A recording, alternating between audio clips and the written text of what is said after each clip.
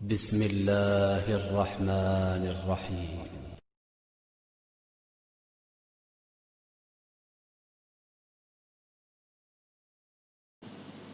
بسم الله الرحمن الرحيم.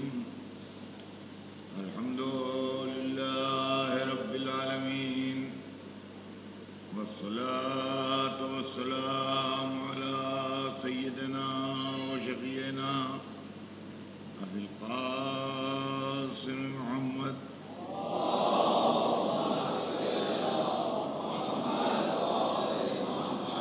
وآله الطيبين الطاهرين المعصومين، ولعنة الله على أعدائهم أجمعين من يومنا هذا إلى يوم الدين.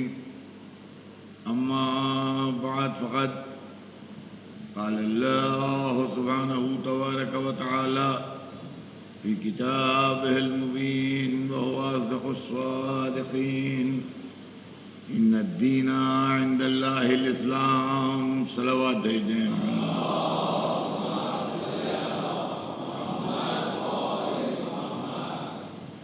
خداوند عالم قرآن مجید میں ارشاد فرما رہا ہے کہ یقیناً دین اللہ کے نزدیک اسلام ہے. دین کیا ہے؟ سلامتی اور امن کے ساتھ، سکون کے ساتھ، پیار اور محبت کے ساتھ زندگی گزارنے کا نام دین ہے. ایک انسان کس طرح اپنی زندگی گزارے کہ وہ ظلم نہ کرے، فساد نہ کرے، انسانوں کو ستائے نہیں، خلق خدا کو اس کی ذات سے ایذا نہ ہو، تو اس بتائے ہوئے طریقے کا نام دین ہے. انسان آپ یوں سمجھ لیجئے کہ ایک بڑی سوفسٹیکیٹڈ اور بڑی مشکل مشین ہے. اس مشینی دور میں یہ سمجھ لیجئے آپ کہ جتنی مشینیں دنیا میں ہیں، چھوٹی سے چھوٹی اور بڑی سے بڑی، جتنے کمپیوٹر دنیا میں ہیں، جتنا سائنس ڈیولپ ہوا ہے اور ٹیکنالوجی ڈیولپ ہوئی ہے، سب کچھ اس انسان کی بنائی ہوئی اس مشین نے بنایا ہے. ہر مشین کی ماں جو ہے وہ خود انسان ہے. کوئی مشین دنیا میں ایسی نہیں ہے جو خود بخود بن گئی ہو، بلکہ ہر مشین کا بنانے والا انسان ہے. اب یہ مشین کیوں کر آپریٹ کی جائے، اس کے بتانے اس کا طریقہ مذہب بتاتا ہے، تاکہ یہ مشین خراب نہ ہونے پائے، اس کا پروڈکٹ جو ہے وہ بگڑنے نہ پائے، اس کے اندر کوئی عیب نہ پیدا ہونے پائے. اب اگر ہم خود بخود بن گئے ہوں تو خود بخود ہم مشین بھی چلانے لگے ہیں، لیکن ہم کو بنا کے اس نے بھیجا ہے، تو جہاں سے مشین آتی ہے وہیں سے انجینئر بھی آتا ہے. جہاں سے مشین آتی ہے وہیں سے انجینئر بھی آتا ہے. اگر ہندوستان نے کوئی پروجیکٹ لیا ہے جرمنی سے تو جرمنی کے انجینئرز آئیں گے، اور اگر برٹن سے لیا ہے تو برٹن کے آئیں گے، اور اگر امریکہ سے لیا ہے تو امریکہ کے آئیں گے، یو ایس کے آئیں گے. جہاں سے مشینیں آتی ہیں وہیں سے انجینئرز بھی آتے ہیں، یہ بتانے کے لیے کہ اس کو کیوں کر آپریٹ کیا جائے، کیسے سیٹ کیا جائے، کیسے بنایا جائے. تو اگر انسان خود بخود بن گیا ہے تو بات الگ ہے. اگر اللہ نے بنا کے بھیجا ہے تو انسان کو انسان بنانے والا بھی وہی بھیجے گا. انسان کو انسان بنانے والا بھی وہی بھیجے گا. اور عزیزان گرامی، جہاں اللہ نے دین بھیجا وہیں دین کا رہبر بھی بھیجا، اور اس کی ڈیوٹیاں معین کر دیں کہ اس کی ڈیوٹی کیا ہے، اس کے فرائض کیا ہیں. قرآن نے کئی مرتبہ اس آیت کو ریپیٹ کیا ہے، اس ٹکڑے کو آیت کے، کہ یتلو علیہم آیاتہ ویزکیہم ویعلمہم الکتاب والحکمہ، آیات الہی کی تلاوت کرے، انسانوں کے نفس کو برائیوں سے پاک کرے، کتاب اور حکمت کی تعلیم دے۔ یہ نبی کی ڈیوٹیاں ہیں، یہ نبی کے فرائض ہیں۔ قرآن نے کئی جگہ کے اوپر اس آیت کا یہ ٹکڑا جو میں نے پڑھا ہے آپ کے سامنے، اس کو ریپیٹ کیا ہے۔ انسانیت جہالت کی آگ میں تپ رہی تھی اور دور جاہلیت کی دھوپ نے ذہنوں کی زمینوں کو سمجھنے بوجھنے کے لائق نہیں رکھا تھا۔ تاریخ بتاتی ہے کہ اچھائیاں برائیاں بن گئی تھیں، برائیاں اچھائیاں بن گئی تھیں، عیب ہنر ہو گیا تھا، ہنر عیب ہو گیا تھا، چوری کرنا، ڈاکے مارنا، قتل کرنا، غارت گری یہ قابل فخر کارنامے تھے، محنت کرنا، مزدوری کرنا، رزق حلال کمانا یہ ذلیل کام تھے، پسماندہ لوگوں کی طور طریقے تھے۔ ایسے ماحول میں اللہ نے اپنا آخری پیغام اور سب سے بڑا رسول بھیجا۔ معبود یہ رسول مصر میں آتا جہاں تہذیب تھی، یہ رسول ایران میں آتا جہاں کا کلچر مشہور تھا، یہ رسول ہندوستان میں آتا جہاں کچھ فلسفے کے کچھ علم کے چرچے تھے، تہذیب جنم لے رہی تھی۔ نیم وحشی لوگوں میں بھیج دیا، درندوں میں بھیج دیا، پاگلوں میں بھیج دیا، جن کے اندر انسانیت نہ تھی ان میں بھیج دیا۔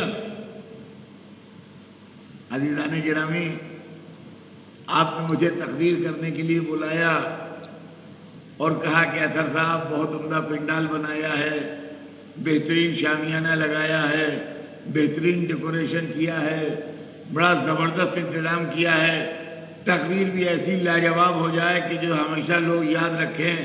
بہت نام سن کے آپ کو بلایا ہے، بڑی ارمانوں سے آپ کو بلایا ہے، بڑی امیدوں سے آپ کو بلایا ہے۔ اب جب میں تقریر کرنے بیٹھا تو میں نے دیکھا میرے سامنے کچھ دیوانے بیٹھے مجھ کو منہ چڑھا رہے ہیں۔ گھبرا کے دہنی طرف دیکھا تو دیکھا کچھ وحشی پتھر ہاتھوں میں لیے میرا سر تاک رہے ہیں۔ بوکھلا کے بائیں طرف دیکھا تو کچھ بچے آپس میں لڑ رہے ہیں اور کھیل رہے ہیں۔ ایسا ذہن الجھا کہ میں تقریر کرنے کے بدلے اتر آیا اسٹیج سے۔ آپ نے کہا ارے واہ، آپ نے تو کچھ بھی نہ تقریر کی، ہم نے تو بڑا نام سن کے بلایا تھا، ہمیں تو بڑی امیدیں وابستہ تھیں آپ سے، آپ تو کچھ بھی نہ پڑھے۔ میں بھی غصے میں بھرا ہوا آیا تھا۔ میں نے کہا آپ نے مجھے بلایا ہوتا تو کچھ سننے والوں کا انتظام کیا ہوتا، کچھ سمجھدار بلائے ہوتے، کچھ اچھے لوگ بلائے ہوتے۔ آپ نے مجھے دیوانوں میں بٹھا دیا، پاگلوں میں بٹھا دیا، بچوں میں بٹھا دیا، اس سے بڑھ کے میری توہین کیا ہوگی؟ عزیزان گرامی، معلوم اگر سنجیدہ مجمع سے واہ واہ کرا لیں تو یہ کمال تقریر تو ہے مگر معجزہ تقریر نہیں ہے۔ لیکن اگر تقریر ایسی ہو کہ دیوانے صحیح الدماغ ہو جائیں، وحشی مہذب ہو جائیں، بچے سنجیدہ ہو جائیں تو یہ معجزہ تقریر ہے۔ عزیزان گرامی، اللہ اپنے رسول کو اگر مصر میں بھیجتا، ہندوستان میں بھیجتا، یونان میں بھیجتا، کہیں بھیجتا، ایران میں بھیجتا تو کمال ہدایت ظاہر ہوتا، لیکن عرب میں بھیج کے معجزہ ہدایت ظاہر کیا۔ اب 23 برس کے مختصر وقفے میں پورا دین پہنچایا۔ جائز و ناجائز، حلال و حرام، اصول دین و فروع دین، یہاں تک کہ مستحبات تک پہنچا دیے، اور کوئی چیز باقی نہ رہی پہنچنے سے۔ اور قرآن نے جو ڈیوٹیاں معین کی تھیں، ایک انسان کو ڈیولپ کرنے اور مکمل انسان بنانے کے لیے وہ کافی ہے۔ یتلو علیہم آیات ہی، آیات الہی کی تلاوت کرے۔ آیات الہی کی تلاوت کیا چیز ہے؟ جب گرمی تیز ہوتی ہے اور مئی جون کا سورج چمکتا ہے تو زمینیں سوکھ جاتی ہیں اور ان میں اگانے کی صلاحیت باقی نہیں رہتی۔ پھر ہوائیں بدلتی ہیں، موسم تبدیل ہوتا ہے، بارشیں شروع ہوتی ہیں، بارش کرم سے زمینیں تر ہو جاتی ہیں، اور اب کسان کا کام شروع ہوتا ہے کہ وہ زمین پر ہل چلائے، اس میں دانے ڈالے، اس کو تیار کرے تاکہ کھیتیاں لہلائیں۔ بالکل اسی طرح جہالت کی دھوپ میں ذہنوں کی زمینیں تپ رہی تھیں، اگر رسول آتے ہی لا الہ الا اللہ کہنا شروع کرتے تو یہ بیج جا کے ذہنوں کی زمینوں میں جل جاتا اور درخت نہ اگتے۔ 40 سال تک اپنے کردار کے پانی سے اس کو سینچتے رہے۔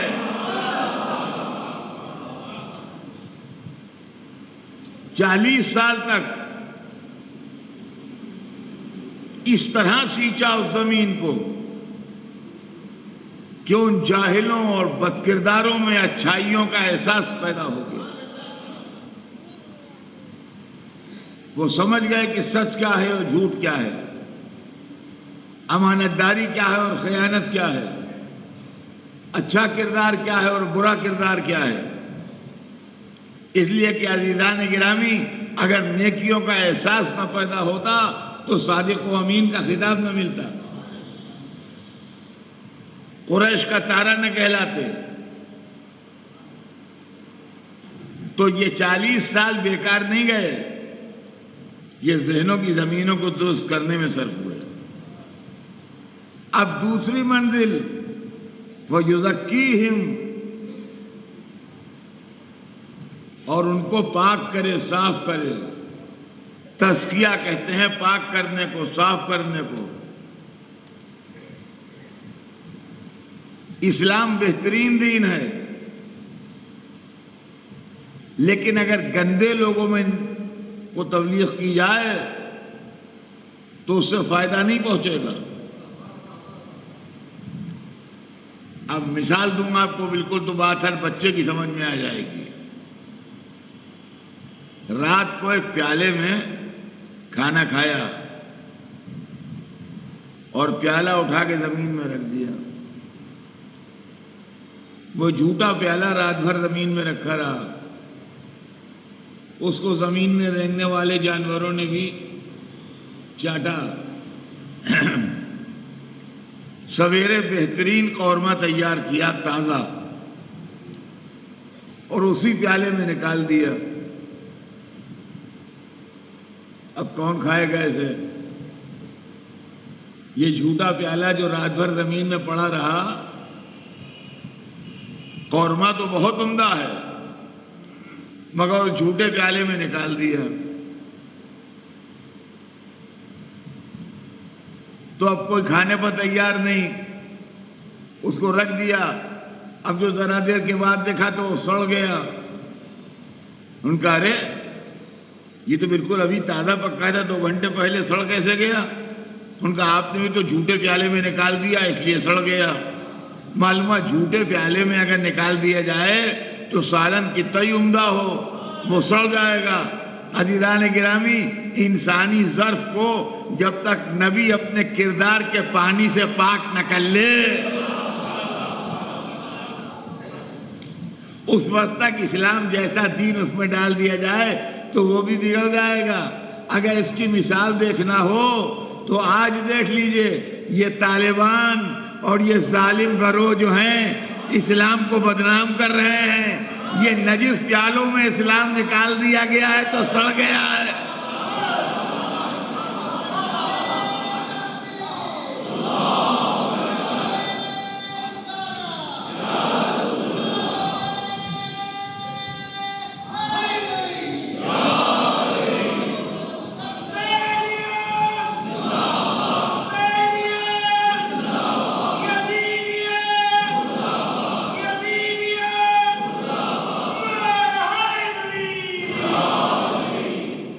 اسلام خراب نہیں ہے،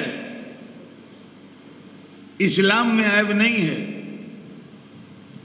عیب ان ظرفوں میں ہے جن کی وجہ سے آج اسلام بدنام ہو رہا ہے. اور عزیزان گرامی، اسلام کے ساتھ جو سانحہ ہوا اور جو حادثہ گزرا وہ یہ کہ اسلام کو ملوکیت و شہنشاہیت نے ہائی جیک کر لیا. یہ اسلام اگر ان پاکیزہ حضرات سے پہنچتا جن کے حوالے کر کے گئے تھے رسول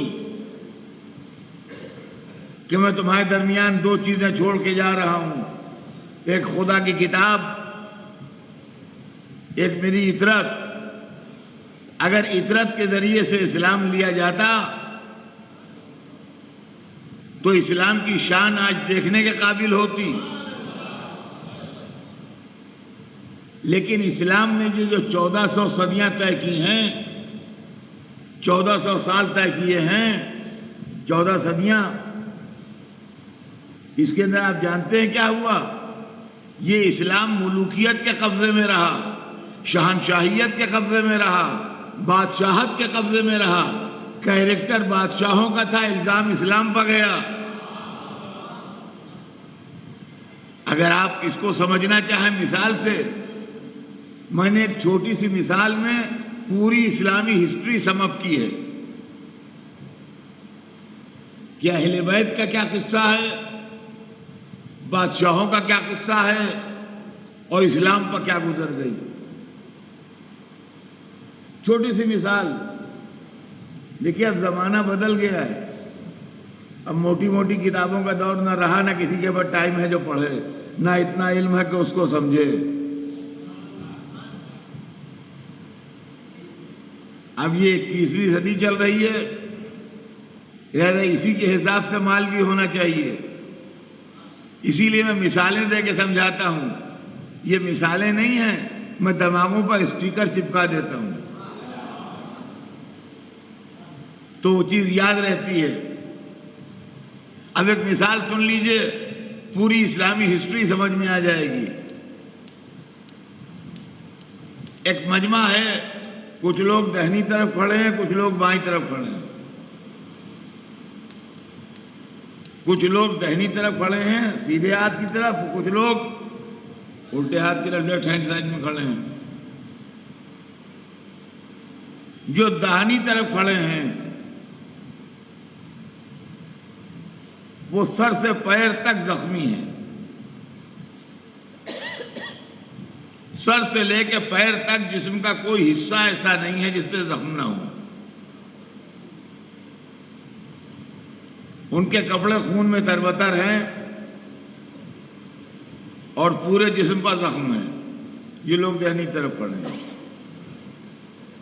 ادھر بائیں طرف کچھ لوگ کھڑے ہیں، اعلیٰ درجے کے بہترین کپڑے پہنے ہوئے اور بہت کھائے پیے چہرے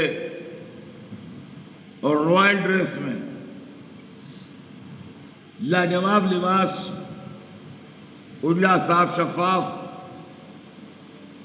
اور چہرے مورے سے بڑے رئیس اور دولت مند لگ رہے ہیں.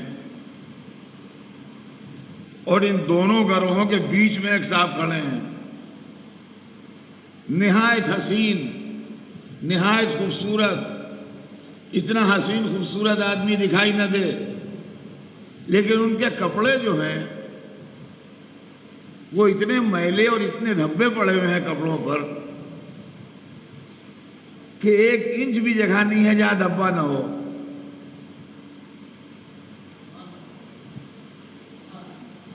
چہرے مہرے سے تو بڑے خوبصورت لگ رہے ہیں مگر کپڑوں پر دھبے بے انتہا ہیں. ان کا اس مثال سے آپ کا مطلب کیا ہے؟ اب مطلب سمجھیے. جو بائیں طرف کھڑے ہیں رائل ڈریس میں، یہ بادشاہان وقت ہیں جو بادشاہان اسلام کہلاتے ہیں. اور یہ جو داہنی طرف کھڑے ہیں زخموں سے چور چور، یہ اہل بیت محمد ہیں جو آل رسول کہلاتے ہیں.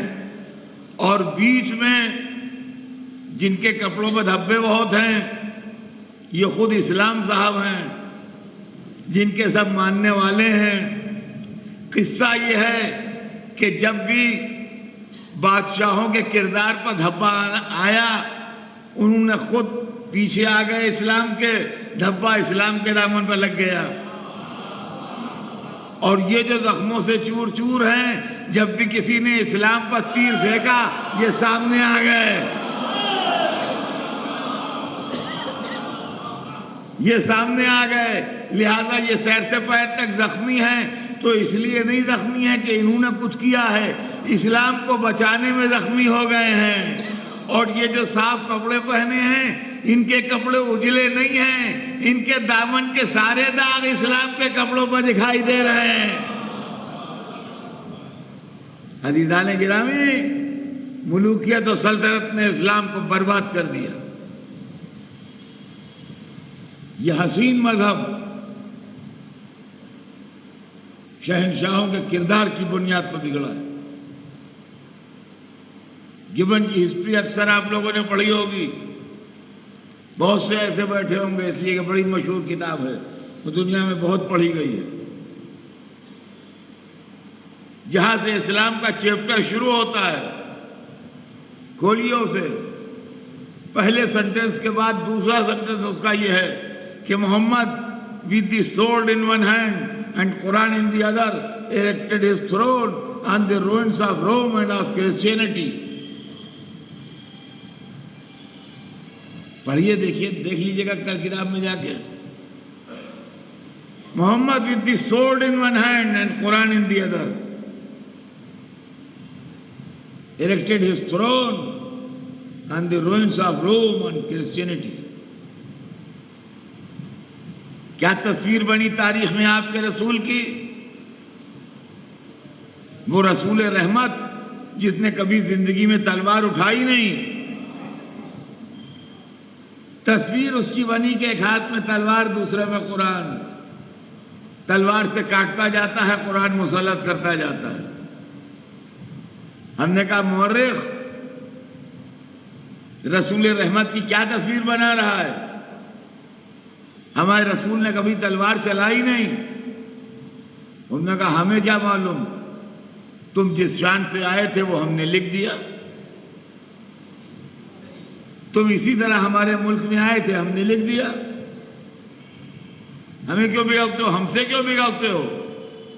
معلوم ہے کہ مسلمان کی تصویر تھی، نام لکھا گیا محمد.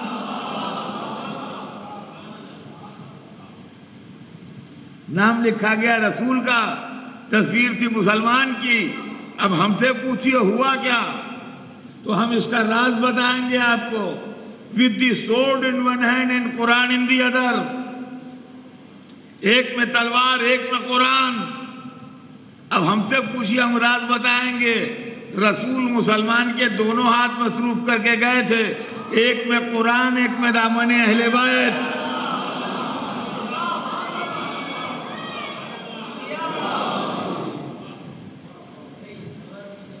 ایک میں قرآن ایک میں دامن اہل بیت. لوگوں نے اہل بیت کا دامن چھوڑ دیا، خالی ہاتھ میں تلوار آ گئی. تو آج یہ الزام لگا کہ اسلام وتھ سورڈ، اور اس دھوکے میں نہ آئیے گا کہ ایک ہاتھ میں قرآن ہے. یہ گبن نے دور سے دیکھا اس لیے دھوکہ کھا گیا. گبن نے دور سے دیکھا اس لیے دھوکہ کھا گیا. ایک ہاتھ میں قرآن نہیں ہے, ہم نے صفین میں قریب سے دیکھا ہے, جزدانوں میں پتھر ہیں. صلوات بھیج دیں محمد.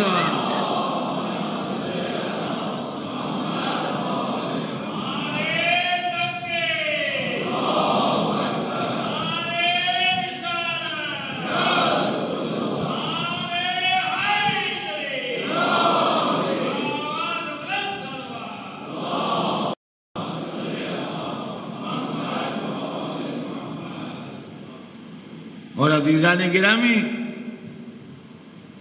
یہ بگڑی ہوئی ذہنیت جب تک ہم پر ظلم کرتی رہی, جب تک دنیا خاموش رہی, ہمارے لیے دہشت گردی اور ٹیررزم کوئی نئی چیز نہیں ہے. ہم 1400 برس سے اس سے واقف ہیں. ہم 1400 برس سے اس سے واقف ہیں. کیا آپ جانتے ہیں ہم دہشت گردوں کو پہچانتے ہیں اور خوب پہچانتے ہیں, خوب پہچانتے ہیں. اس لیے کہ خلفائے راشدین میں کہیے یا ائمہ میں کہیے یا بزرگان اسلام میں کہیے, حضرت علی وہ پہلے شخص ہیں جنہوں نے اپنے دور حکومت میں دہشت گردوں سے مقابلہ کیا ہے. وہ پہلے شخص ہیں جنہوں نے اپنے زمانے میں دہشت گردوں سے مقابلہ کیا ہے. آپ آج طالبان کا کیریکٹر دیکھیے اور مولا علی کے زمانے میں جو خوارج تھے ان کا کیریکٹر دیکھیے, معلوم ہے ایک ہی تصویر ہے, دو نہیں ہیں. وہی ماتھوں پہ گھٹے, وہی داڑھیاں, وہی قرآن لٹکے, وہی اللہ اللہ.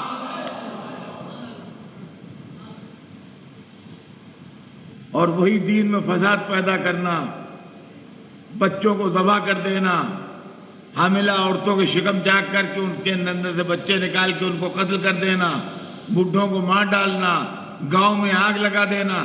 تاریخ پڑھیے تو آپ کو معلوم ہوگا. بصر ابن ارطاد ایک شخص گزرا ہے, کمانڈوز کا رستہ اس نے تشکیل کیا تھا, شام سے اس کو ایڈ ملتی تھی اور وہ حضرت علی کے ملک میں آن کے فساد پیدا کرتا تھا اور انسانوں کا قتل عام کرتا تھا. یہی وہ لوگ تھے, مذہب کی بگڑی ہوئی شکل. اور یہ بھی سمجھ لیجئے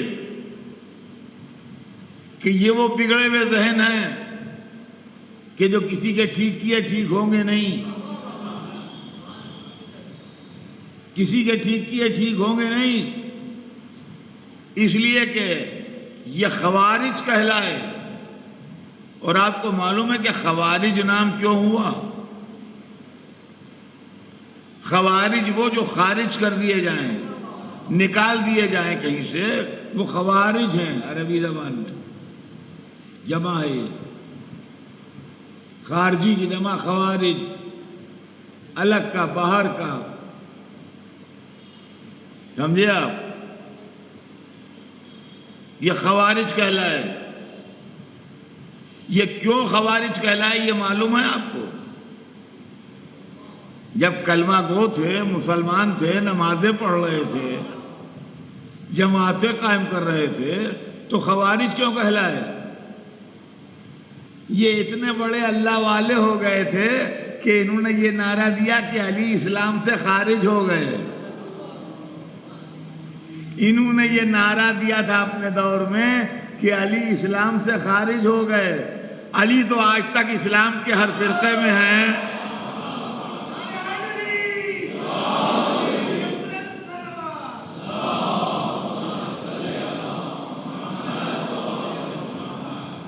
یہی اسلام سے خارج ہو گئے.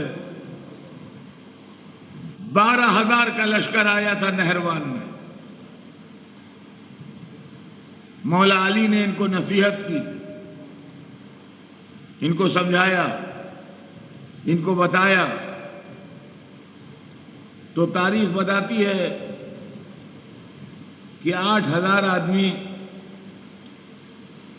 میدان سے واپس چلے گئے اور انہوں نے اپنے نظریات کو تبدیل کر دیا، لیکن 4,000 آدمی 12,000 میں اپنے نظریے پر قائم رہے اور کسی صورت سے بھی وہ سمجھنے پر تیار نہیں ہوئے۔ جب سمجھانے کی ہر کوشش ناکام ہو گئی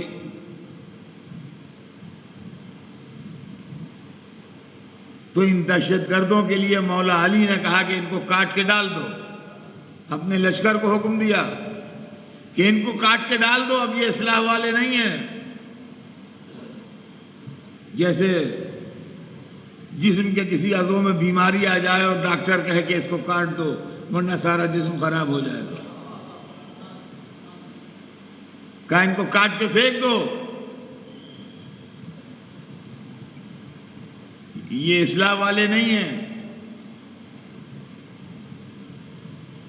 کینسر جیسے ہوتا ہے، کاٹ دو یہ حصہ، تو یہ اسلام میں کینسر ہے۔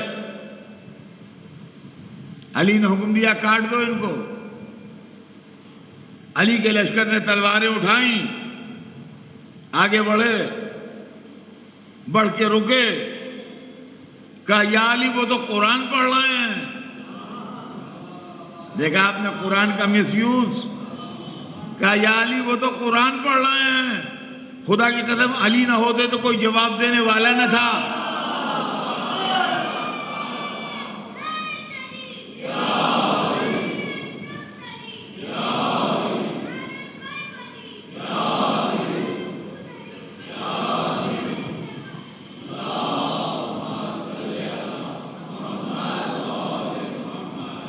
علی نہ ہوتے تو کوئی جواب دینے والا نہ تھا۔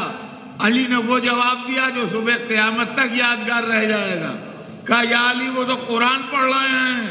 کہا قرآن ان کے حلقوں میں پھنسا ہوا ہے، نیچے نہیں اترا ہے۔ چلیے علی نے بتا دیا کہ جب تک خالی قرآن پڑھے حلق میں پھنسا رہے گا، نیچے اتر جائے تو محبت اہل بیت بن جائے گا۔ صلوات بھیج دیں محمد۔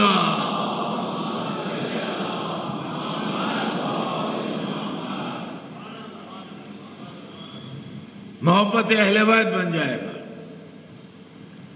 عزیزان گرامی، تاریخ بتاتی ہے کہ 4,000 آدمیوں میں سے 9 آدمی زندہ بچے۔ پڑھیے، آپ کو تاریخ میں مل جائے گا۔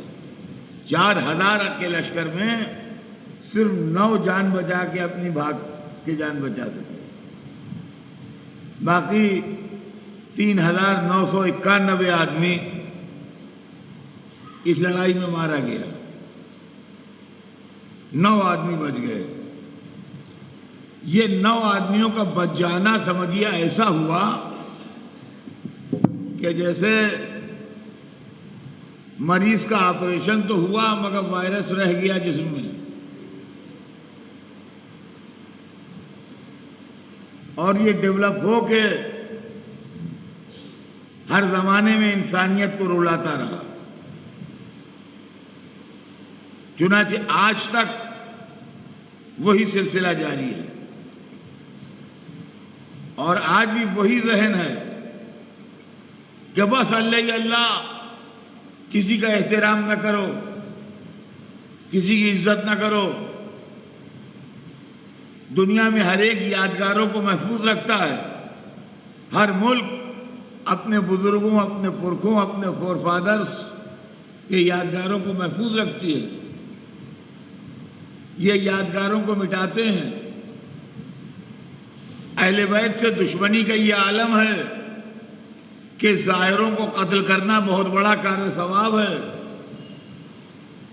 ہر روز سننے میں آتا ہے کہ ظاہروں پر حملہ ہو گیا، یہاں ظاہروں پر حملہ ہو گیا، وہاں ظاہروں پر حملہ ہو گیا، وہاں ظاہروں پر حملہ ہو گیا۔ تو یہ کس بات کا غصہ ہے؟ یہ اہل بیت پر آیا وہ غصہ ہے جو اب ظاہروں پر اتر رہا ہے۔ لیکن ہر ایک کے گلے میں قرآن پڑا ہوا ہے.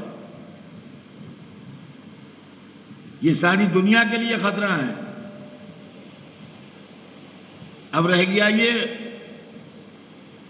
کہ ان میں ان کے علماء بھی ہیں جو ان کو اکسایا کرتے ہیں، جنت کے نقشے دکھایا کرتے ہیں، حوروں سے ملاقات کروایا کرتے ہیں، اور یہ شراب پلا کے موت کے منہ میں ڈھکیلتے رہتے ہیں اور دنیا میں تباہی کا بازار گرم کیے ہوئے ہیں. عزیزان گرامی، اسلام امن کا مذہب ہے، اسلام سکون کا مذہب ہے، اسلام پیس کا مذہب ہے، اسلام پڑوسی کے احترام کا مذہب ہے. اسلام انسانیت دشمنی کا مذہب نہیں ہے. جو کچھ کیا وہ بادشاہوں نے کیا، مذہب کا نام دے کے اپنی سلطنت کو بچایا، اپنے اقتدار کو بچایا، اپنے تاج و تخت کو بچایا، اور جب لوگوں کو لڑنے کے لیے نکالا تو جہاد کا نام دے دیا. جہاد اور چیز ہے، جنگ اور چیز ہے. جہاد راہ خدا میں ہوتا ہے، جنگ تاج و تخت کو بچانے کے لیے ہوتی ہے. جہاد کا وقت مقرر ہوتا ہے، ہر وقت جہاد نہیں ہوتا. ہمیں صحیح اسلام کی تعلیم دینے والوں نے بتایا کہ جہاد کے اندر چونکہ انسانی جان وابستہ ہوتی ہے، لہذا صرف اذن جہاد معصوم دے سکتا ہے، ہر ایک نہیں دے سکتا. الحمدللہ اہل بیت کے ماننے والوں میں کوئی جہادی نہیں ہے اس طرح کا کہ ان کا ہم جہاد ڈکلیئر کر دیں گے. ہمیں ڈکلیئر کرنا کیسا؟ ڈکلیئر کرنا کیا؟ جہاد ایک عبادت کا نام ہے،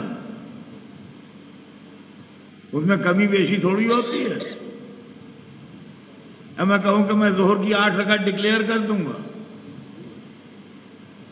میں رمضان کے 1 مہینے کے روزے کے بدلے 2 مہینے کے روزے ڈکلیئر کر دوں گا، تو جس فہرست میں نماز ہے، جس فہرست میں روزہ ہے، جس فہرست میں زکوٰۃ و خمس ہے، اسی میں تو جہاد بھی ہے نا. میں جناب زندگی میں 2 حج ڈکلیئر کر دوں گا 1 کے بدلے. تو یہ علماء اسلام کیسے ہیں جو جہاد ڈکلیئر کر دیں گے؟ ہمارے پاس جہاد ہے مگر اذن معصوم سے ہے. اور جس طریقے سے رمضان آتا ہے کہ ہر مہینہ رمضان نہیں ہے، جس طریقے سے حج کا زمانہ ہے کہ آج کوئی چاہے کہ صاحب ہم حج کو جا رہے ہیں، تو یہ زمانہ حج کا نہیں ہے. وقت مقرر ہے حج کا، ذی الحجہ کے مہینے میں حج ہوگا. اب اگر اس سال نہیں کیا تو آئندہ سال جائیے گا اگر زندگی رہی تو. لیکن آپ کہیے کہ ہم سفر میں حج کر لیں، رمضان میں حج کر لیں، تو حج نہیں ہوگا، عمرہ ہوگا، حج نہیں ہوگا. آدھی رات گزر چکی، نماز شب پڑھیے، تہجد پڑھیے، ٹھیک ہے، لیکن آپ کہیے کہ ہم ظہر کی نماز اس وقت پڑھ لیں، تو اس وقت ظہر کی نماز کا وقت نہیں ہے، وقت چلا گیا. روزے رمضان میں واجب ہیں، آپ کہیے ہم ابھی سنتی روزے رکھ لیجئے، نذر کے روزے رکھیے، وہ الگ ہے. رمضان مبارک کے روزے رمضان ہی میں ہوں گے، اس کے علاوہ نہیں ہوں گے. سمجھے آپ؟ ایسے ہی جہاد ہے، تو جہاد کا ٹائم جو ہے وہ معصوم دیکھتا ہے، کب آیا کب نہیں آیا. رسول نے مکے میں 12 سال رہ کے دیکھا جہاد کا وقت نہیں آیا، تلوار نہیں اٹھائی. مدینے میں دیکھا جہاد کا وقت آ گیا، تلوار اٹھا لی. حدیبیہ میں دیکھا جہاد کا وقت چلا گیا، صلح کر لی. حنین میں دیکھا جہاد کا وقت آ گیا، تلوار نکال لی. علی نے وعد رسول دیکھا جہاد کا وقت چلا گیا، تلوار نیام میں رکھ لی. صفین و نہروان میں دیکھا جہاد کا وقت آ گیا، تلوار نکال لی. حسن نے وعد علی دیکھا جہاد کا وقت چلا گیا، صلح کر لی. حسین نے کربلا میں دیکھا وقت آ گیا، تلوار نکال لی. تو عزیزان گرامی، حکومتوں اور سلطنتوں نے، ملوکیت نے، اموی سیاست نے، عباسی سیاست نے، بعد کے بادشاہوں نے جو عمل کیے، لوگ اس کو اسلام سمجھے۔ ہم نے اسلام بادشاہوں سے نہیں لیا، نہ ان کے زرخرید ملاؤں سے لیا، ہم نے اسلام لیا اہل بیت رسول سے۔ ان الدین عند اللہ الاسلام، دین اللہ کے نزدیک اسلام۔ ہم نے اسلام لیا رسول کی آل پاک سے، اہل بیت رسول سے، اور اہل بیت رسول میں بھی جو اپنے کو رسول کا رشتہ دار کہہ دے اس سے نہیں لیا، بلکہ جن کے معصوم ہونے پر قرآن نے مہر لگائی تھی ان سے لیا، جن کے معصوم ہونے پر قرآن نے مہر لگائی تھی ان سے لیا۔ عزیزان گرامی، یوں سمجھ لیجئے آپ کہ آج کل ہندوستان میں ایک موومنٹ چل رہا ہے کہ گنگا میں پولوشن بہت ہے۔ گنگا ہندوستان کا مشہور دریا ہے، اور ہندوستان کی اکثریت اس کو مذہبی نقطہ نظر سے بھی دیکھتی ہے۔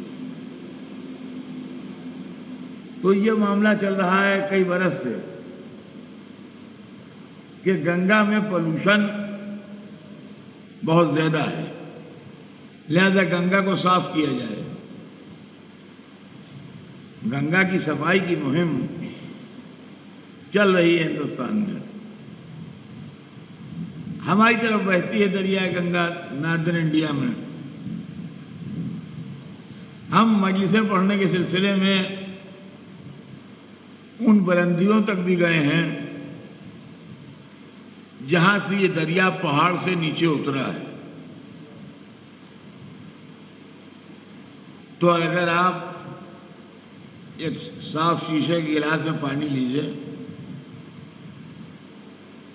تو ایسا لگتا ہے جیسے منرل واٹر ہے، یہ بالکل بسلیری ہے یہ۔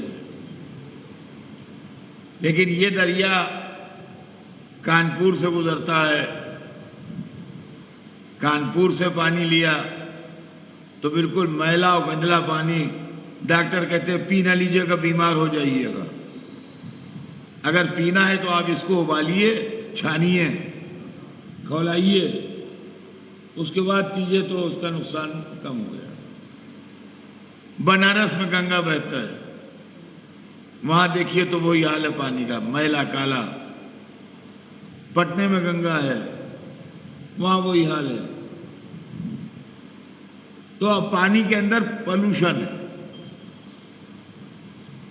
جو راستہ طے کر رہا ہے تو راستے کے اندر درختوں کے پتے، جنگل کا کوڑا، شہر کی گندگی، فیکٹریوں کے نالے، شہر کے نالے، لوگ میتیں بہا دیتے ہیں، سب کچھ اس کے اندر ملتا چلا جاتا ہے۔ نتیجہ یہ ہے کہ اوریجنل جہاں کے اوپر جو شکل تھی پانی کی، وہ شکل اب نہیں رہی ہے۔ پانی کی شکل خراب ہو گئی، اور بجائے اس کے کہ وہ رگ حیات بنتا، اگر پی لیجیے تو صحت کے لیے مضر ہے۔ بالکل اسی طرح اسلام نے جو 1400 برس گزارے ہیں، اس کے اندر مختلف تصورات کی چیزیں مل گئیں، مختلف نظریات مل گئے، مختلف جھوٹی حدیثوں کی میتیں بہائی گئیں، مختلف بادشاہتوں کے مزاج بدلے، اور اس کے اندر ان کے کردار کی گندگی شامل ہو گئی۔ نتیجہ یہ ہوا کہ آج اسلام سمجھ میں نہیں آ رہا ہے، آج اسلام سمجھ میں نہیں آ رہا ہے۔ اب اس کو صاف کیجئے، پاک کیجئے، یہ کیجئے، وہ کیجئے۔ اس وقت ضامن نجات نہیں ہے اسلام۔ یہ اس کو جہنمی کہہ رہے ہیں، وہ ان کو جہنمی کہہ رہے ہیں، وہ جہنمی پی رہے ہیں، سب بیمار سب ہیں۔ اب آپ کہیے ہم کیا ہیں؟ تو ہمارے یہاں مسئلہ دوسرا ہے۔ جہاں سے گنگا کا اوریجن ہوا ہے، نکلی ہے، اگر وہاں سے پائپ لائن دوڑا دیجئے تو 100 کلومیٹر کے بعد دیکھیے گا تو ویسا ہی پانی ملے گا، 500 کلومیٹر کے بعد دیکھیے گا تو ویسا ہی پانی ملے گا، 1000 کلومیٹر کے بعد دیکھیے گا تو ویسا ہی پانی ملے گا۔ ہم جو اسلام مانتے ہیں وہ عصمت کی پائپ لائن میں چل رہا ہے۔ صلوات بھیجتے ہیں محمد۔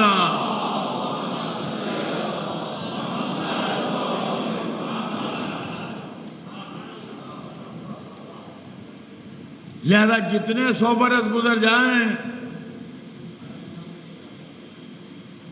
پانی نہ اپنی شکل بدلے گا، نہ مزہ بدلے گا، نہ فائدہ بدلے گا، کچھ نہ بدلے گا۔ اور عزیزان گرامی، ملوکیت ہمیشہ امامت کی دشمن رہی، ملوکیت ہمیشہ امامت کی دشمن رہی، اور خدا کی قسم وہ کام 5ویں امام تک جو بنی امیہ نے کیا،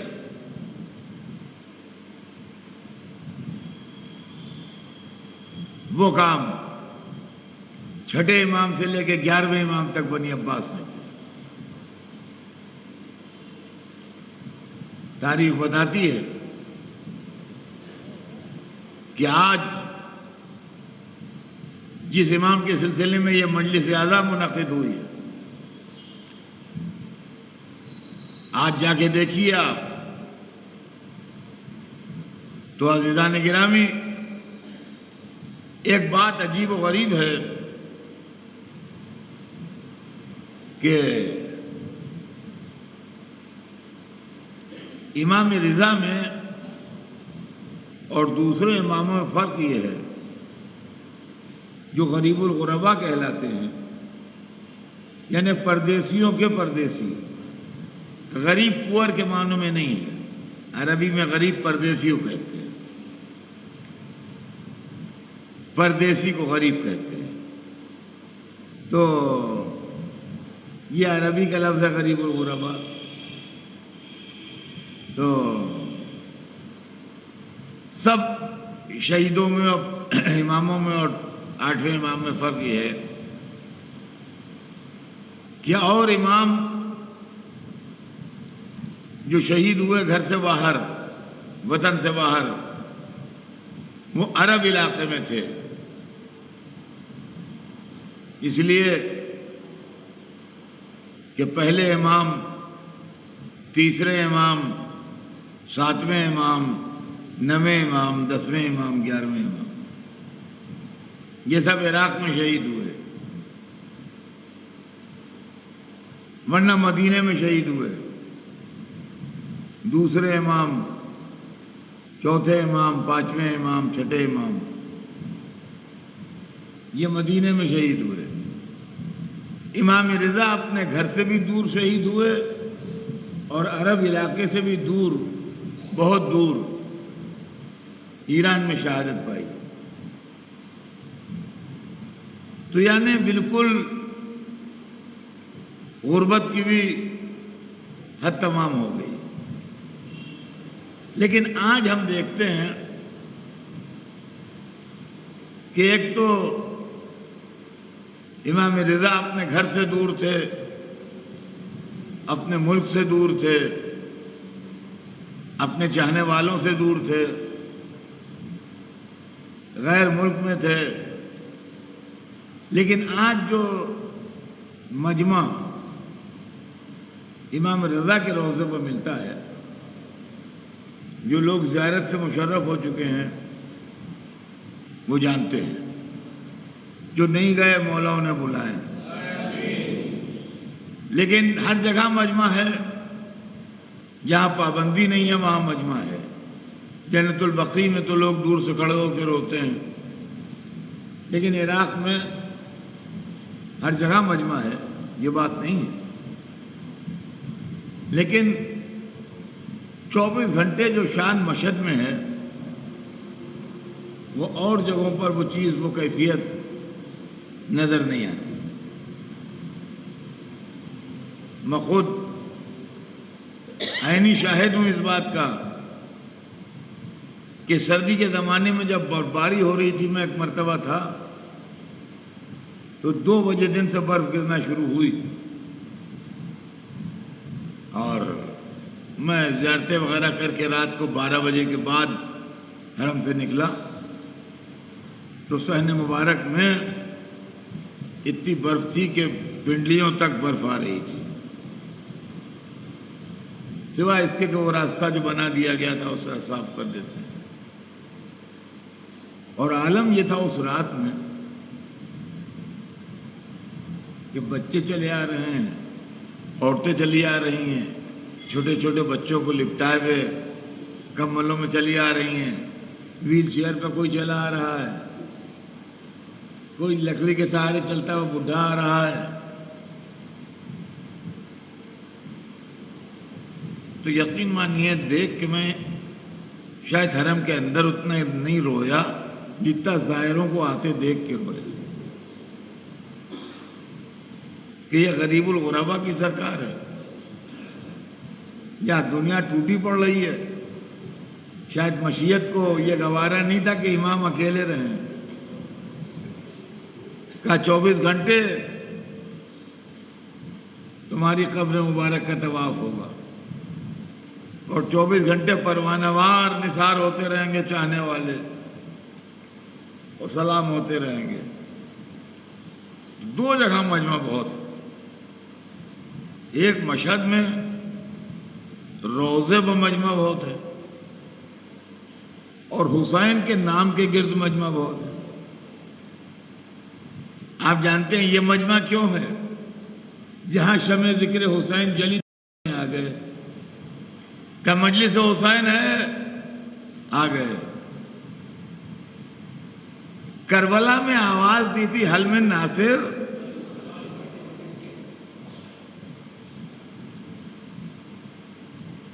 کوئی ہے میرا مدد کرنے والا؟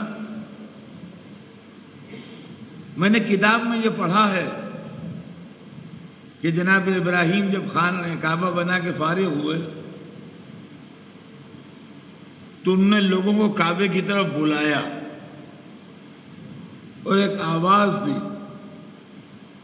تو عالم ارواح میں بھی حضرت ابراہیم کی آواز پر جس نے لبیک کہا اس کو شرف حج ملتا ہے، وہی آدمی حج کو جاتا ہے جو آواز ابراہیم پر لبیک کہہ چکا تھا، اور جس نے اس وقت آواز ابراہیم پر لبیک نہیں کہا اس کو حج کا شرف نہیں ملتا۔ یہ تو کتاب کی لکھی ہے، اب اس کے بعد کتاب کی لکھی نہیں ہے۔ میرا دل کہتا ہے کہ عصر عاشور کو حسین نے بھی پکارا تھا، شاید عالم ارواح میں جس نے لبیک کہا وہ مجلس میں آتا ہے اور شریک غم حسین ہوتا ہے، اور جس نے لبیک نہیں کہا وہ شریک غم حسین نہیں ہوتا۔ تو عزیزان گرامی، ملوکیت ہی کا شکار امام رضا بھی ہوئے، اور ملوکیت نے اپنی سیاست سے جو طلسم بنایا تھا کہ ہم ولی عہدی آفر کر کے ان کو اپنا گرویدہ بنا لیں گے، وہ کامیاب نہ ہو سکا، اس لیے کہ پہلے تو امام نے انکار فرمایا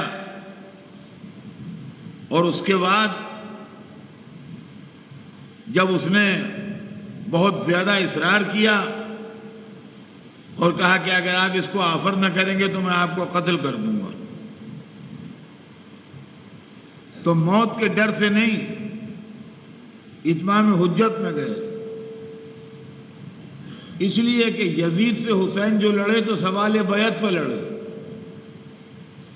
اگر امام رضا مامون سے ولی عہدی کے معاملے پر لڑتے تو لوگ کہتے لو وہ تو اپنی حکومت دے رہا ہے، یہ لڑ رہا ہے، الزام ان پہ آتا۔ کہا میں آ تو رہا ہوں مگر تیری حکومت مجھے ملے گی نہیں، اس لیے کہ میری عمر تیری عمر سے کم ہے۔ لیکن وہاں جا کے دکھا دیا کہ امامت کیا ہوتی ہے اور حکومت کیا ہوتی ہے۔ جب آفتاب نکل آیا تو ہر روشنی پھیکی پڑ گئی، اور لوگوں نے کہا کہ اگر ان کا اثر یوں ہی عوام میں بڑھتا رہا تو تیری حکومت تو گئی، تو تیرا تاج و تخت تو گیا، اب تو کچھ بچنے والا نہیں ہے۔ اچھا، وہ بھی اپنے کو بہت قابل سمجھتا تھا، بادشاہ جو تھا،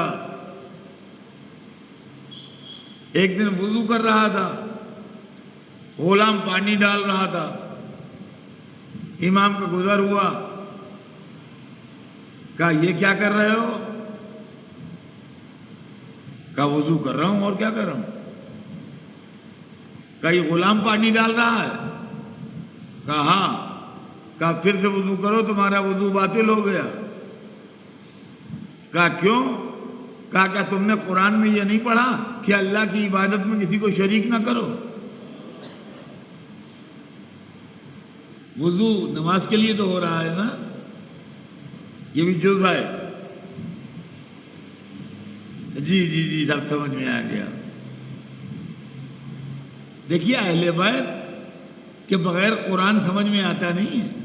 جو لوگ قرآن لٹکائے لٹکائے پھرتے ہیں اور قرآن کا غلط انٹرپریٹیشن کرتے ہیں، وہ قرآن پر ظلم کرتے ہیں۔ قیامت کے دن رسول اللہ فریاد کریں گے کہ یا رب ان قومی اتخذوا ھذا القرآن مہجورا، پالنے والے میری قوم نے اس قرآن کو چھوڑ دیا۔ قرآن میں آیت موجود ہے، اس لیے کہ قرآن کے لیے قرآن میں خود ہے کہ قد جاءکم من اللہ نور و کتاب مبین، تمہاں پر اللہ کی طرف سے نور آیا ہے اور کتاب مبین آئی ہے۔ کتاب مبین سے مراد قرآن ہے، نور سے مراد اہل بیت ہیں۔ تو عزیزان گرامی، تو بالکل سامنے کی بات ہے کہ یہاں سارے مجمع کتاب بانٹ دیجئے کہ پڑھیے آپ اور بجلی غائب کر دیجئے، تو اندھیرے میں کوئی کیا پڑھے گا؟ کتاب ہاتھ میں رکھے رہ جائیں گے، پڑھ نہ پائیں گے ایک حرف بھی۔ اس لیے کہ روشنی ہو تو پڑھیں۔ تو اہل بیت کی روشنی میسر نہیں تو قرآن سمجھ میں کیا آئے گا؟ قرآن سمجھ میں کیا آئے گا؟ اسی مامون نے ایک دن کہا کہ ہم بھی تو نسل رسول سے ہیں، ہم بھی تو رسول کے خاندان کے ہیں، آپ جو اپنے کو فرزند رسول کہتے ہیں تو ہم کو غیر تھوڑی ہیں۔ دولت کے نشے میں نہ جانے کیا کیا کیا کیا منہ سے نکلتا ہے انسان کے۔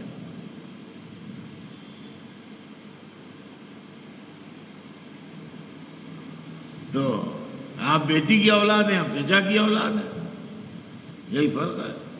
ہم بھی اسی خاندان کے ہیں، آپ بھی اسی خاندان کے ہیں۔ جو رشتہ رسول سے ہمارا ہے وہی آپ کا ہے، جو آپ کا ہے وہی ہمارا ہے۔ عجب جواب دیا خدا قسم۔ فرمایا اچھا چھوڑو ان باتوں کو، یہ بتاؤ کہ اگر رسول اللہ اس وقت تشریف لے آئے بحکم خدا اور تمہاری بیٹی سے رشتہ مانگے شادی کا، تو اپنی بیٹی کی شادی رسول اللہ سے کرو گے یا نہیں کرو گے؟ اس کی کچھ سمجھ ہی میں نہیں آیا، اس کی کچھ سمجھ ہی میں نہیں آیا کہ کیا چکر ہے۔ وہ ایک دم خوش ہو گیا، کہا اس سے بڑھ کے کیا، اس سے بڑھ کے کیا، اس سے بڑھ کے شرف کیا ہوگا میرے لیے، اس سے بڑھ کے کیا عزت ہوگی، فوراً ہاتھ جوڑ کے شادی کروں گا۔ ہیں، یہ بھی کوئی پوچھنے کی بات ہے؟ رسول اللہ رشتہ مانگے میں نے میری بیٹی کو، میں شادی نہ کروں؟ تو بس امام اتنا اس نے کہا، امام خاموش ہو گئے۔ انہوں نے کہا میری بات کا تو آپ نے جواب دیا نہیں، دوسری بات چھیڑ دی۔ کہنے جواب تو ہو گیا، آپ کیا جواب دیں؟ کہا جواب کیا ہوا؟ کہا بھائی تمہاری بیٹی سے رسول کی شادی ہو سکتی ہے، مگر میری بیٹی خود رسول اللہ کی بیٹی ہے، اس سے شادی نہیں ہو سکتی رسول اللہ کی۔ تو تم نسل رسول میں ہو کہ میں نسل رسول میں ہوں؟ عزیزان گرامی، یہ کچھ واقعات تھے۔ عید کے دن پہلے کہلوایا کہ آپ نماز پڑھائیے جا کے عیدگاہ میں، اور اس کے بعد جب چلے امام تو روایت بتاتی ہے کہ تاریخ میں جو رسول اللہ کی شان لکھی تھی اس شان سے نماز پڑھانے کے لیے نکلے۔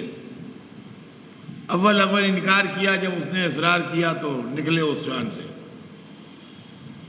اور تھوڑی دور چلے تھے کہ مجمع میں وہ اضطراب پیدا ہو گیا امام کی زیارت کرنے کے لیے، کہ لوگوں نے بادشاہ سے کہا کہ اگر یہ عیدگاہ تک پہنچ گئے اور انہوں نے نماز پڑھا دی تو پھر یہ سمجھ لو تمہاری حکومت کا تختہ بھی الٹ گیا،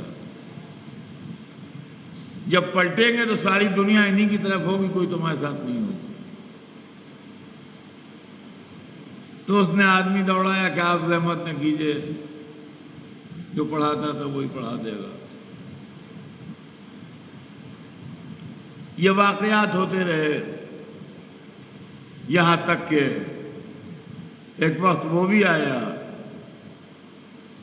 کہ پردیسی کو بلا کے انگور میں زہر کھلا دیا۔ زہر دشمنان اہل بیت کا پرانا حربہ ہے۔ علی کی وراثت اولاد علی میں تقسیم ہو گئی، علی کی کچھ اولاد تلوار سے قتل ہوئی اور کچھ اولاد علی کی زہر سے قتل ہوئی۔ علی کی شہادت میں دونوں شامل تھے، تلوار بھی تھی اور تلوار زہر میں بجھی بھی تھی۔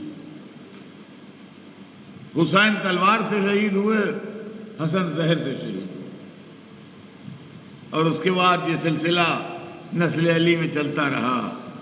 تلواروں سے ملوکیت نے اہل رسول کی گردنیں کاٹی اور محل بنائے۔ انشاءاللہ آئندہ مجلسیں پڑھنا ہے مجھے، میں ملوکیت کے کارنامے سناؤں گا آپ کو کہ کیا ہوئے ہیں اسلام میں۔ آج تو صرف اتنا کہ پردیسی کو زہر دے دیا، اٹھ کے چلے،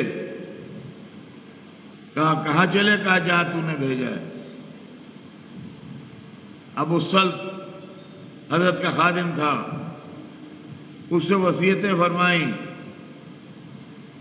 اور بار بار دروازے کی طرف دیکھتے تھے جیسے کسی کا انتظار ہو۔ آواز دی تقی جواد، اور ابو الصلت کہتے ہیں میں نے دیکھا کہ ایک کمسن صاحبزادے تشریف لائے۔ یہ امام محمد تقی علیہ السلام تھے جو معجزے سے آئے تھے اپنے باپ سے ملنے،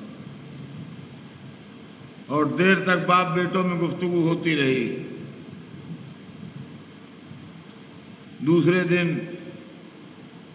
مطابق وصیت میت کو ایک خیمے میں رکھ دیا گیا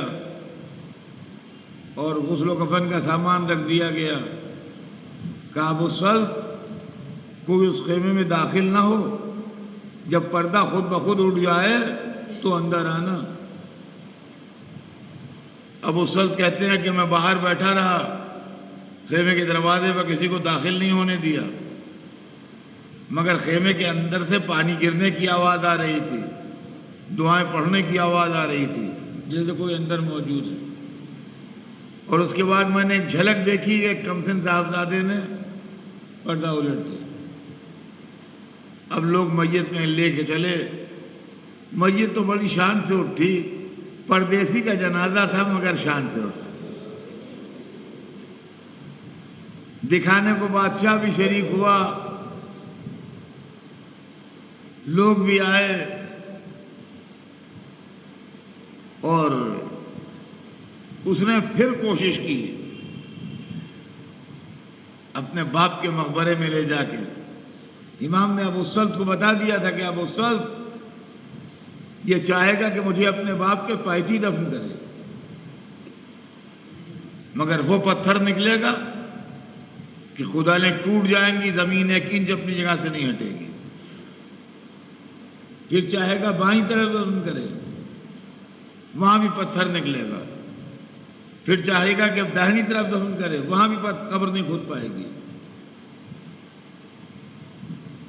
پھر اس طرح میری میت دفن ہوگی کہ وہ میرے پائتی پڑے گا۔ عزیزان گرامی، جو لوگ مشہد جا چکے ہیں اور زیارتوں کو بھی گئے ہیں، دوسری زیارتوں کو، ہر زری قبے کے سینٹر میں ہے، چاہے کربلا کی دونوں زریاں ہوں یا نجف کی زری ہو، یہ سب قبے کے سینٹر میں ہیں۔ معصومہ قم کی زری قم میں، کاظمین و سامر میں تو بڑی زریاں ہیں، وہ الگ ہے، لیکن جہاں ایک ایک زری ہے تو قبے کے سینٹر میں ہے۔ امام رضا کے روضے میں جا کے دیکھیے، اگر خیال نہ کیا ہو تو آپ خیال کر لیجیے گا، قبے کے سینٹر میں نہیں ہے زری۔ پائیں پا جگہ بہت ہے، بالا سر جگہ بہت تنگ ہے، اور وہ بھی اب تھوڑی جگہ انہوں نے نکال دیے جب سے یہ پلر ڈالنے کا، لنٹر ڈالنے کا سسٹم شروع ہوا ہے۔ پہلے لنٹر کا سسٹم نہیں تھا تو وہاں پر دیوار تھی، مجھے وہ بھی زمان یاد ہے میرے بچپن میں، تو جگہ بہت تنگ تھی وہاں پر۔ اب تو کچھ وہاں نماز بھی پڑھتے ہیں لوگ، وہ جگہ ہو گئی، اس لیے کہ یہ قبہ جو ہے اس کی بنیادیں جو ہیں وہی پرانی ہیں ہارون مامون رشید کے زمانے کی،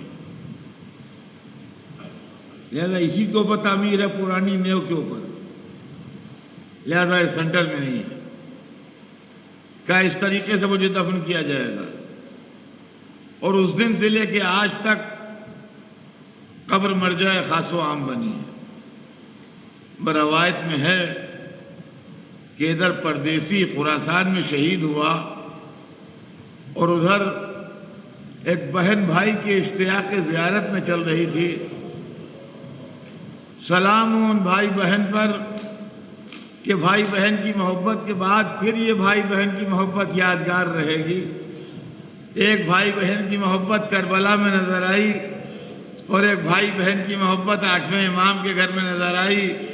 ایک بہن مدینے سے سفر کر کے جا رہی ہے خراسان، اب سوچئے کتنا دشوار گزار سفر ہوگا، کتنا زحمتیں اٹھائی ہوں گی بی بی نے، اور جو جو خراسان قریب آتا رہا ہوگا اشتیاق زیارت بڑھتا گیا ہوگا کہ بس اب چند دن باقی ہیں میں اپنے بھائی سے ملاقات کر لوں گی، اب چند دن باقی ہیں میں اپنے بھائی سے ملاقات کر لوں گی۔ لیکن افسوس مقام قم تک پہنچی تھیں اور اب مشہد بالکل قریب رہ گیا تھا، اس لیے کہ قم مدینے سے بہت دور ہے، مشہد سے بہت قریب ہے۔ اب بہت قریب رہ گیا تھا کہ دیکھا سیاہ پرچم لگے ہیں، سیاہ پردے پڑے ہیں، لوگوں کے لباس سیاہ ہیں، پورا شہر سیاہ ہے۔ کہا کیوں، کیا کوئی تمہارا سردار مر گیا جو سیاہ پوش ہو؟ کسی نے کوئی جواب نہ دیا، خاموش رہیں عورتیں۔ جب بی بی نے قیام فرما لیا اور ٹھہر گئیں تو تھوڑا آرام کر لیا، تو فوج کے افسروں کی بیویاں سیاہ لباس پہن کے آئیں اور کہا بی بی ہم آپ کے پاس تعزیت کے لیے آئے ہیں، آپ جن بھائی سے ملنے جا رہی تھیں وہ اب دنیا میں نہیں رہے، وہ دنیا سے رخصت ہو گئے۔ عزیزان گرامی، بہن کے دل پر اتنا صدمہ گزرا کہ بعض روایتوں میں ہے کہ 3 دن زندہ رہیں، بعض روایتوں میں 7 دن زندہ رہیں، بعض روایتوں میں 9 دن زندہ رہیں، بہرحال کچھ دن زندہ رہیں اور اس کے بعد رحلت کر گئیں۔ میں کہوں گا امام رضا کی بہن بھائی کی تعزیت کو لوگ آئے تو برداشت نہ ہو سکا، آئے میرے مولا حسین کی بہن، کون خبر لے زینب کے دل کی، جس نے اپنے بھائی کے سر کو نیزے پر دیکھا، اپنے بھائی کے لاشے کو پامال ہوتے دیکھا، شام غریبہ کے اندھیرے میں سکینہ کو ڈھونڈتے ہوئے بھائی کے لاشیں تک آئیں۔ سکینہ کیسے پہچانا کہ تیرا بابا ہے؟ کہا پھوپھی اماں میں بابا کو پکار رہی تھی، ادھر سے آواز آئی الیہ الیہ یا بلیہ، اے بیٹا ادھر چلی آ۔